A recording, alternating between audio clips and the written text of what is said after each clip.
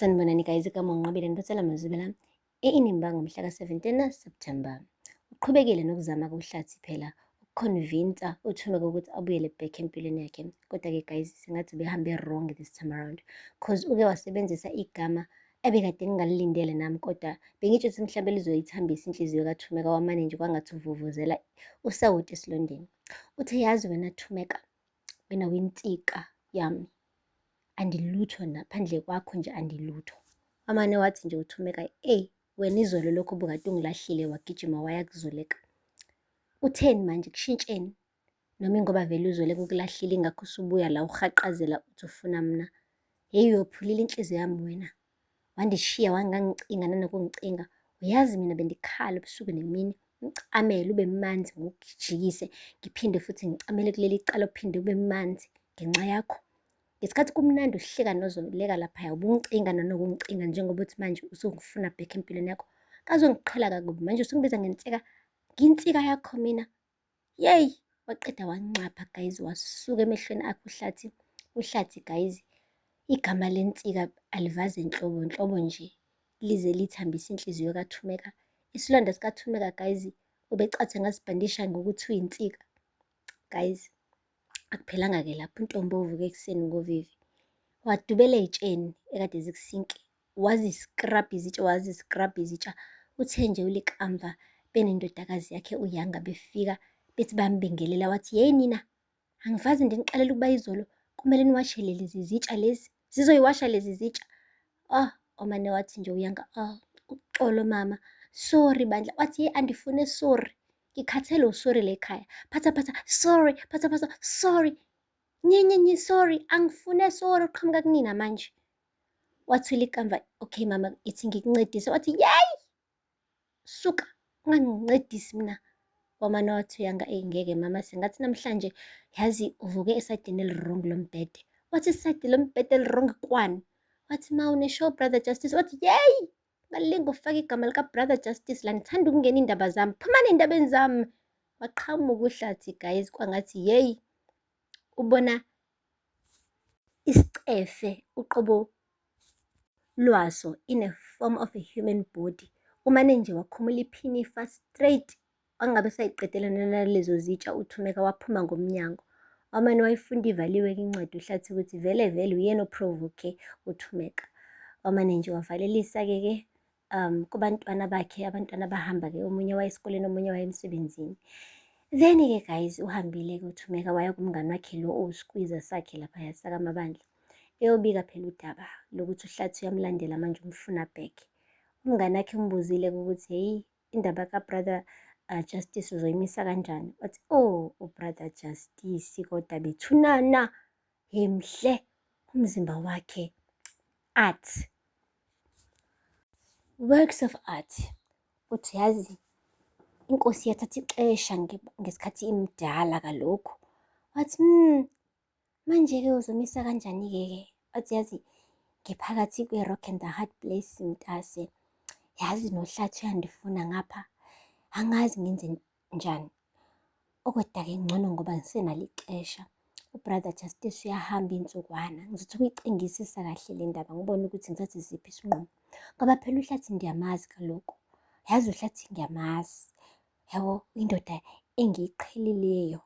Kodwa ubrother Justice like guys, ngathi uyi-risk ubrother Justice cause like usabona yonke into enhle, akamazi ukuthi ngampela as time goes by uzoba njani. But manje uhlathi uyilo muntu lo amaziyo ukuthi vele uyadisappoint and i-disappointment yakho seyijwayele. But I don't know, sobona khona ukuthi uzokhetha bani-ke phakathi kwala madoda womabili-ke uThumeka.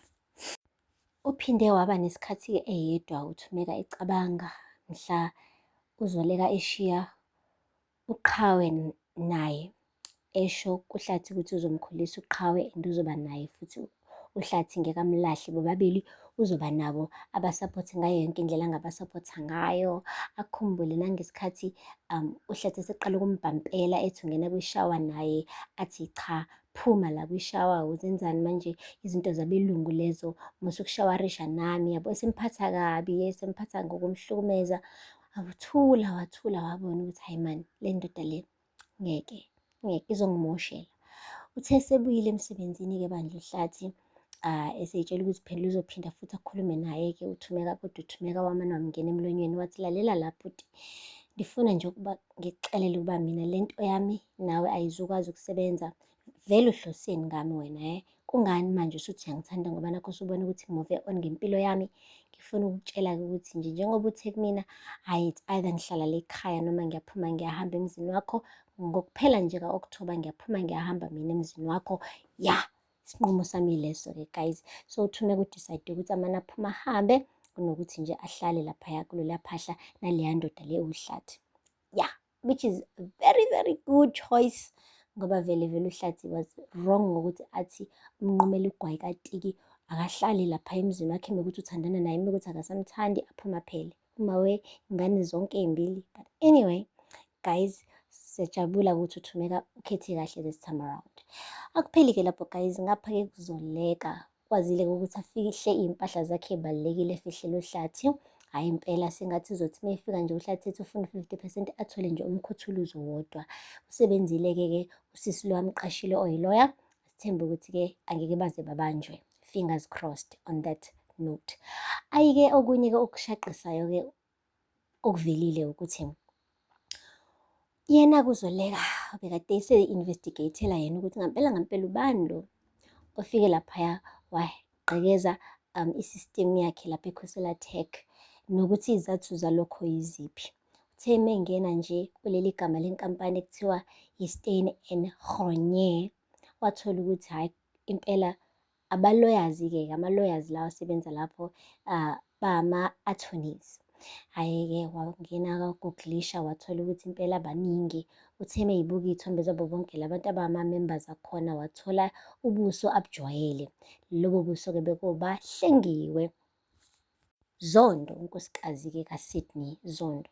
Hhayi-ke umane wahleka yedwa ebona ukuthi impela sengathi uyibambile iy'gebengu ekade zibhizi zifuna ukuthi zenze ubugebengu nje obuwubuqhoshosho lapha eKhosela Tech. Uthe mebuyela emsebenzini-ke senaleyo information, kanti vele noma wethu uthole i-information ecishe ifane. Wasele semxoxela-ke yonke into ukuthi lalela, umuntu owenze konke lokhu unkosikazi kaSydney, shuthi kahle kahle umuntu one-access-ke vele uSydney.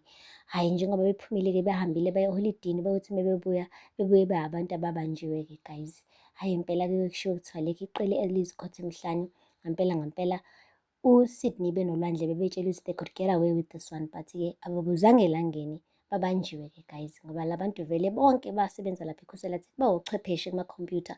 Ngeke uzuze ukuthi uzobagoqa noma ubeqisele. Mewukuthi nawe isigebengu khona vele ezi-focused kunawe, khona igelekeqe i-focused kunawe, so bahambele kabi-ke bandla sebebanjiwe. And I'm really hoping ukuthi uZoleka angeke aze abaphuce imisebenzi yabo, ngoba kusho ukuthi kahle kahle umndeni wonke uzophelelwa umsebenzi. Ngapha uZinhle vele lo msebenzi wokuba ushefu uyacikiza. Ngapha naye impela unkosikazi wakhe uhlengiwe, usengcuphekweni yokulahlekelwa umsebenzi njengoba nje ezama ukukhwabanisa ifihle information le ebalulekile kade befuna ukumbophela yona, ingoba umsebenzi wakhe uyabona ukuthi uzomphelela. Hawu-ke angiphathe kalwandle.